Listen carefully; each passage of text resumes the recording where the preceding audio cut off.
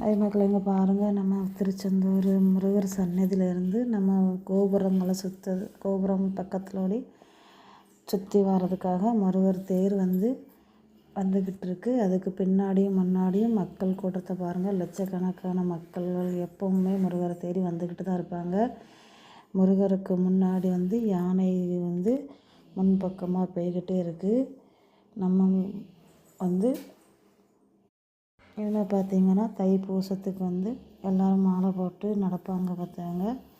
எந்த ரோடு தூத்துக்குடி, திருநெல்வேலி, தென்காசி, ஆலங்குளம் இந்த மாதிரி கோயில்பட்டி இந்த லைன்லேருந்து எப்போ பார்த்தாலும் நம்ம சன்னதிக்கு முருகர் சன்னதிக்கு ஆட்கள் நடந்துக்கிட்டு தான் இருப்பாங்க.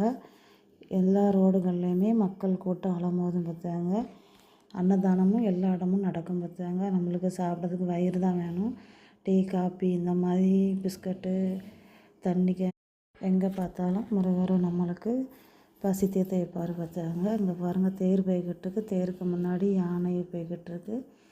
யானைக்கு முன்னாடியும் பின்னாடியும் மக்கள் கூட்டம் அலமோதி போய்கிட்டுருக்கு. நம்ம முருகரை எப்பவுமே வழிபட்டு வந்தால் நம்ம வீட்டில் உள்ள குறைகள்லாம் தீரும். திருச்செந்தூர் முருகரை நீங்கள் வேண்டி வாங்க.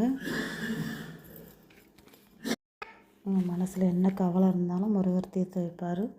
முருகரை வேண்டி திருச்செந்தூருக்கு வாங்க. உங்கள் குறைகள்லாம் தீர்த்து வைப்பார் திருச்செந்தூர் முருகர்.